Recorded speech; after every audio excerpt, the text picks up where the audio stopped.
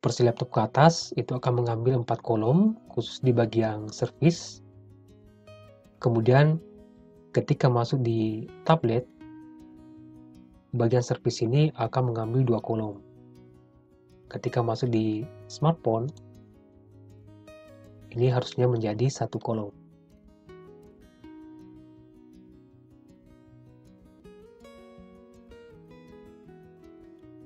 Jadi di video sebelumnya itu kita sudah punya navigasi, lalu ada hero image, kemudian bagian about.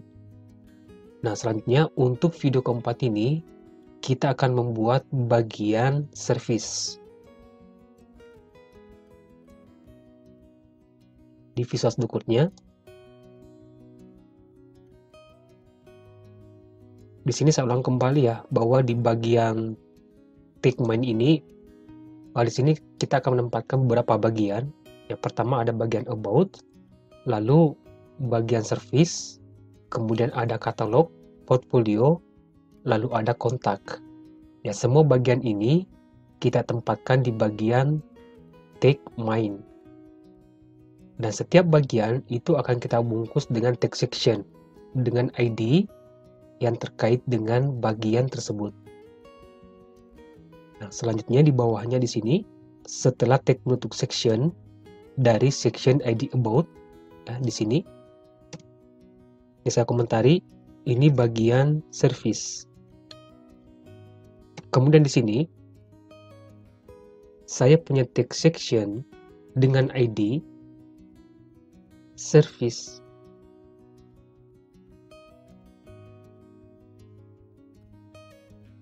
Nah, di dalamnya di sini saya akan menempatkan beberapa items ya di dalam ID service ini. Yang pertama ada H1 yang berfungsi sebagai judul dari section ini, yaitu service. Di sini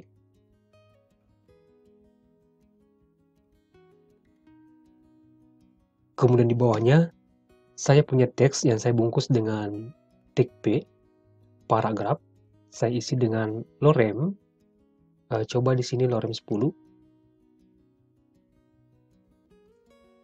Kemudian paragraf ini saya beri nama kelas service deskripsi.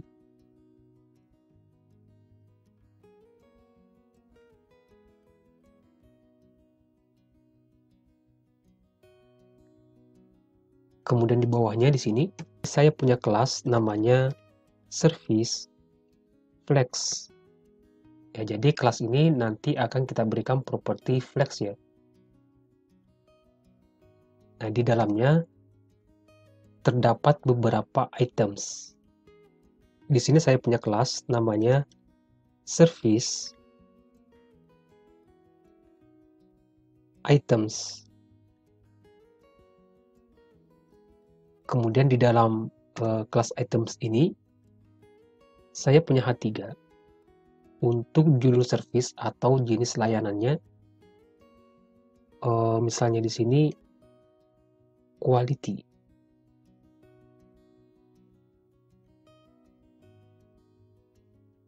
Lalu saya tambahkan keterangan yang terkait dengan H3 ini. Saya isi dengan lorem 10.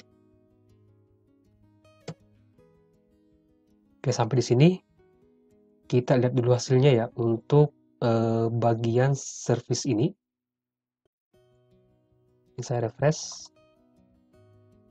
Saya scroll ke bawah. Oke, di sini kita sudah punya H1 ya, lalu ada paragraf, kemudian H3, lalu ada paragrafnya. Oke, lanjut. Kita akan buat beberapa layanan ya. Ini akan saya copy mulai dari kelas service items.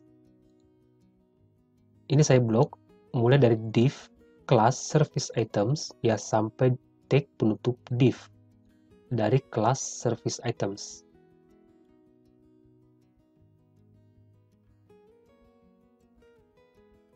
Ya, jadi ceritanya di sini ada 4 layanan di sini. Ini saya copy alternatif shift di keyboard, lalu arah panah bawah di keyboard. Nah, untuk yang tag H3-nya ya, ini ada quality, ini saya ganti dengan design. Oke, saya blok lagi. Div class service items, ya sampai tag penutup divnya. Alternative shift di keyboard, lalu arah panah bawah satu kali. Ini saya ganti lagi untuk desainnya. Di sini misalnya creativity. Ya, saya copy lagi. Div class service items sampai tag penutup divnya. Alternative shift di keyboard, lalu arah panah bawah di keyboard satu kali. Nah, ini saya ganti. Anggaplah di sini communication.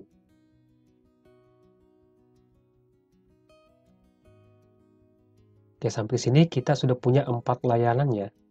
Pertama ada quality, design, creativity, lalu communication. Saya refresh dulu browsernya.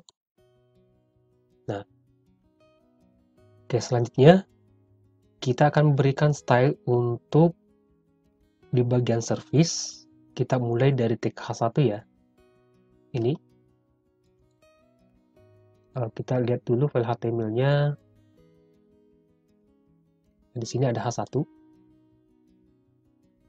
yang ada di dalam ID service. Oke, di file CSS-nya. Oke, di sini.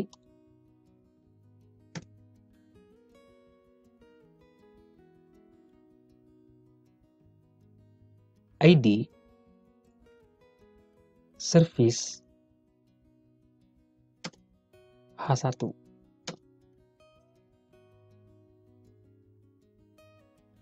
Pertama saya akan berikan warna di sini menggunakan property color. Lalu untuk variabelnya saya gunakan variabel dark ya, warna dark.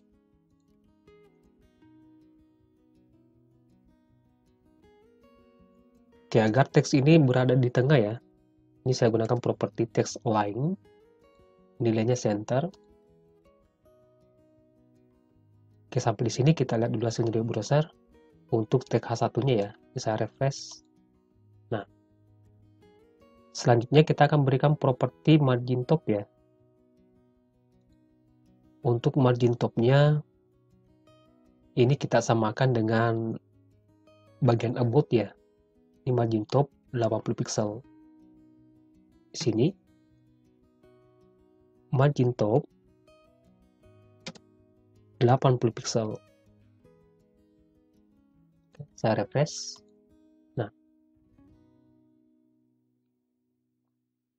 selanjutnya untuk tag P ini yang merupakan tag lain dari H1.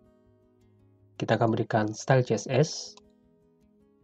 Di sini di bagian file HTML-nya ini kelasnya service deskripsi ya. Pertama, kelas ini berada di dalam ID service ya. Lalu kelas service deskripsi. Berikan properti CSS.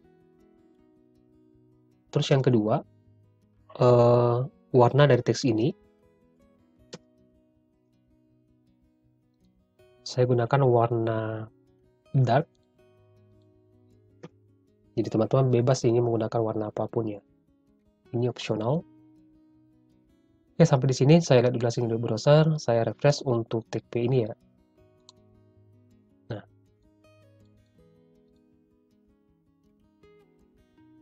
selanjutnya kita akan masuk di bagian flex-nya ya. Oke, di sini ada kelas yang namanya service flex.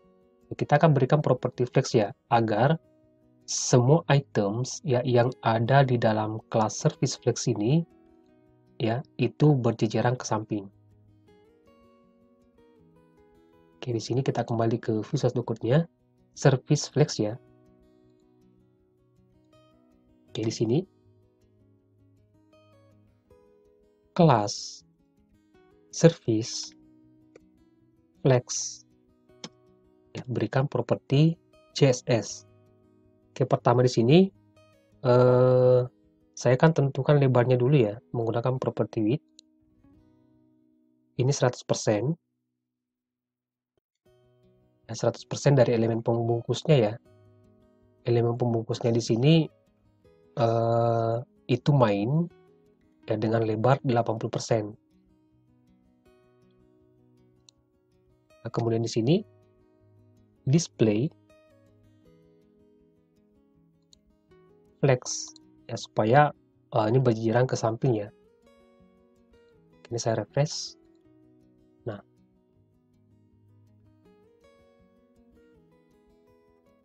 langkah selanjutnya kita akan menentukan lebar dari items ini ya, atau kelas service itemsnya. Oke, di sini kita punya kelas namanya service items.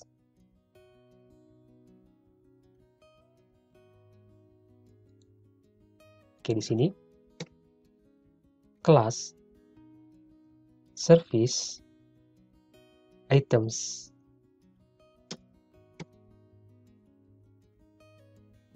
Lebarnya ya, karena saya ingin 4 ya. Ini saya ambil 25%. 25% dari elemen pembungkusnya yaitu 100%. Kemudian di sini saya ingin ya semua teks yang ada di dalam service items ini itu ke tengah ya. Di sini saya gunakan properti text align dengan nilai center. Oke, sampai di sini saya refresh browsernya.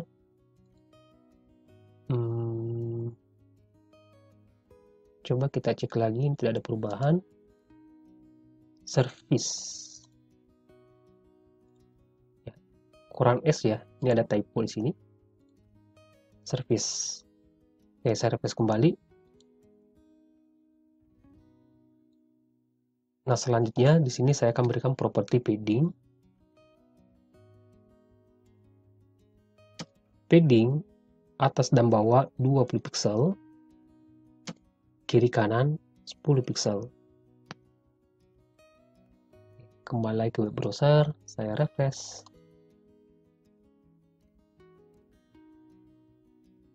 Nah, selanjutnya kita akan menambahkan icon ya, icon dari font Awesome di tiap-tiap layanan.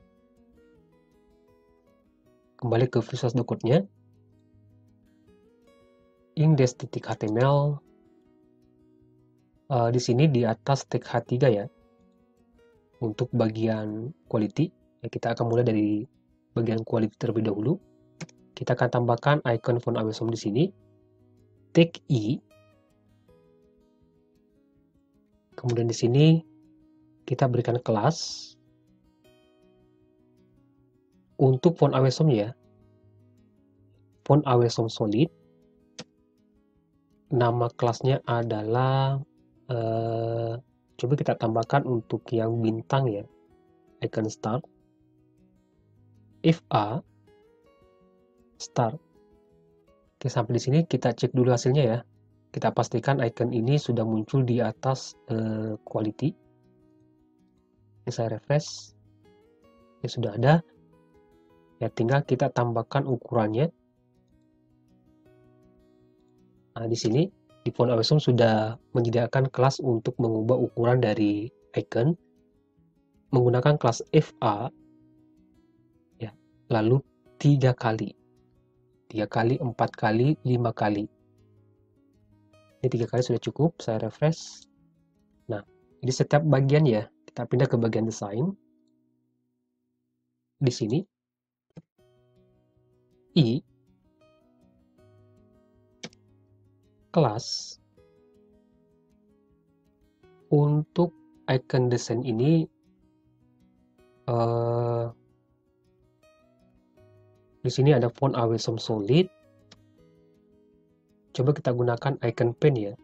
Nama kelasnya FA pen nib. Ini kita samakan ukurannya ya. FA 3 kali. Oke, saya refresh. Nah,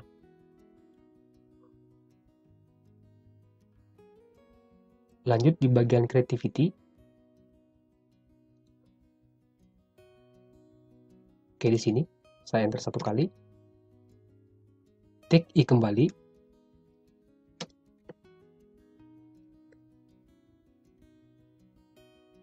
Font Awesome Solid. Coba icon ini ya. Font Awesome.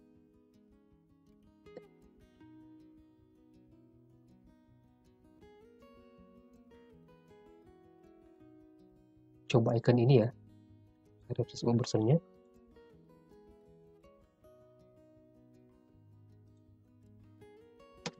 Untuk ukurannya FA 3 kali.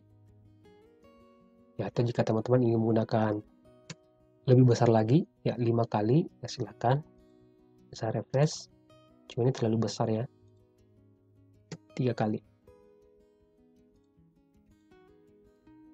Oke, selanjutnya untuk communication. Oke, di sini take I. Saya tambahkan kelas untuk font awesome-nya. Untuk communication, coba kita gunakan icon inbox ya. Font Awesome Solid, FA, inbox.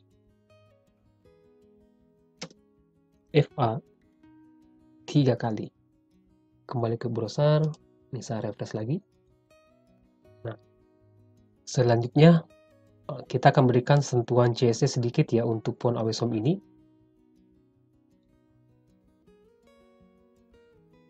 Di sini bisa kita gunakan selector fast ya, font Awesome Solid yang ada di dalam kelas service items. Oke, di sini saya enter 1 kali, titik service items, lalu kelas fast font Awesome Solid.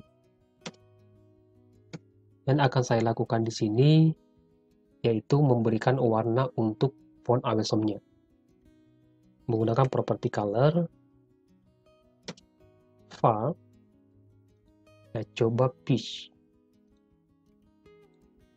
titik koma. Oke, sampai di sini kita lihat hasil di browser. Ini saya refresh. Nah, selanjutnya kita akan masuk ke bagian responsifnya. Bagaimana tampilan dari service ini ketika diakses menggunakan smartphone dan versi tablet. Nah, untuk versi smartphone hingga versi tablet, saya ingin semua layanan ya itu dibagi 2 kolom. Ini kalau saya inspect,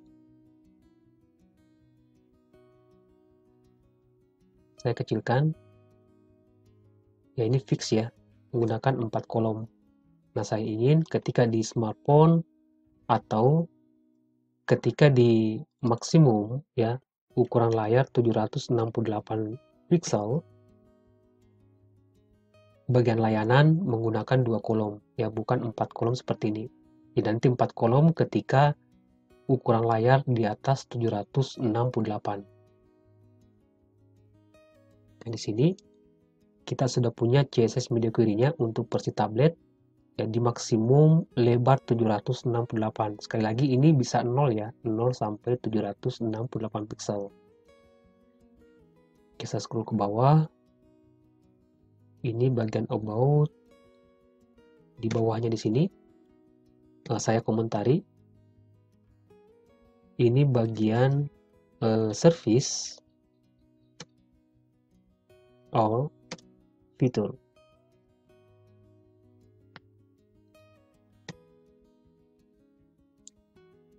Yang akan saya lakukan di sini itu mengubah lebar dari service items-nya ya. Di sini. Ya, ketika di desktop service items ini, coba kita cek di sini berapa lebar dari service items ini. Ini 25% ya. Otomatis dia dibagi 4. Jadi kita ingin 2 kolom ya. Jadi di sini kelas service items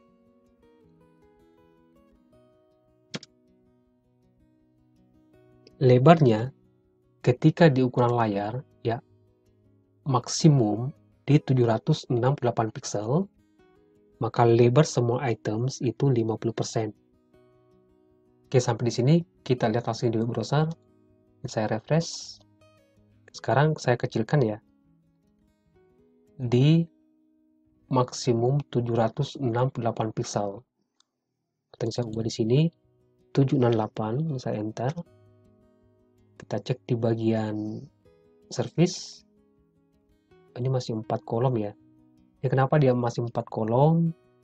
Karena dia menganggap bahwa kontainernya masih muat menampung 4 elemen ini. Nah, jika kita ingin, ya ketika dia tidak muat, maka turun ke bawah, di sini, di bagian service flex-nya ya, ini lebarnya 100%, kita bisa tambahkan di sini properti yang namanya flex wrap, ya dengan nilai wrap. Ya, jadi ketika dia tidak muat, maka akan turun ke bawah. Saya refresh. Nah,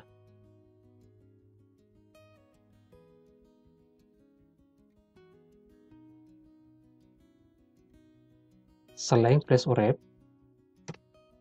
saya akan tambahkan properti justify content dengan nilai space between. Ya, selain itu ada margin ya. Margin atas dan bawah 30 pixel, kiri kanannya auto. Ya, sampai di sini kita kembali ke browser dan saya refresh. Nah,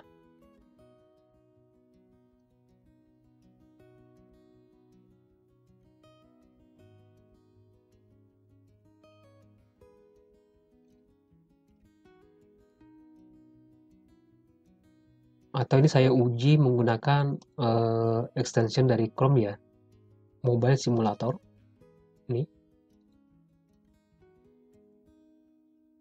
Coba kita fokus di bagian service. Ini untuk smartphone ya.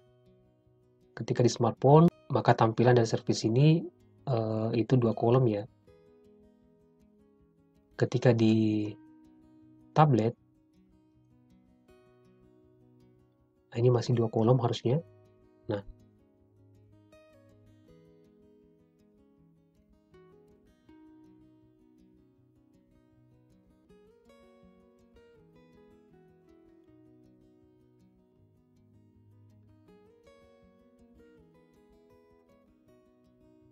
atau untuk di bagian service ya, ketika diakses menggunakan smartphone ya, maka semua bagian service itu akan mengambil 1 kolom.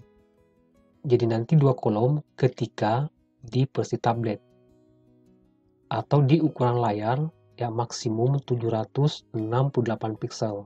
Dia akan mengambil 2 kolom seperti ini. Itu berarti kita akan membuat media query untuk versi smartphone ya.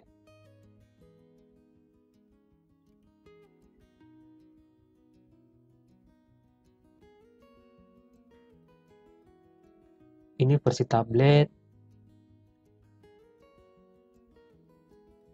Di sini ya, di luar dari tutup kurung dari media query.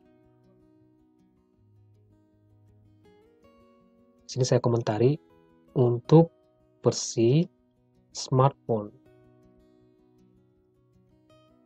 Nah, untuk versi smartphone, di sini saya punya CSS media query add.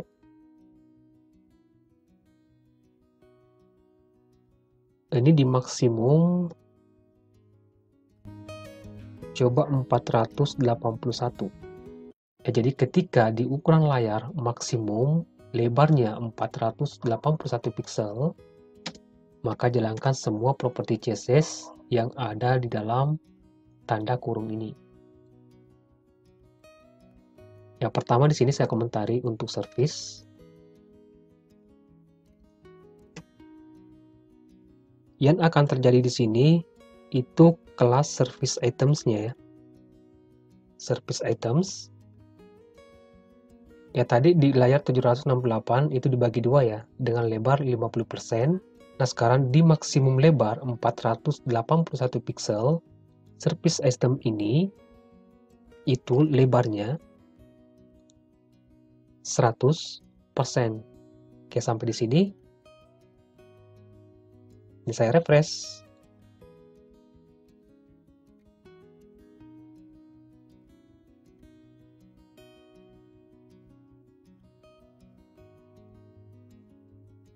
Versi laptop ke atas itu akan mengambil 4 kolom khusus di bagian service.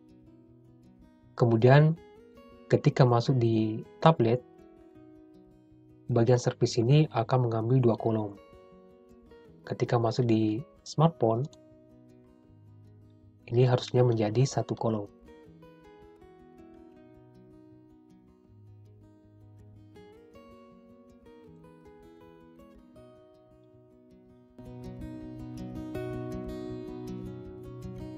Ya, jadi itu untuk bagian fitur dan service.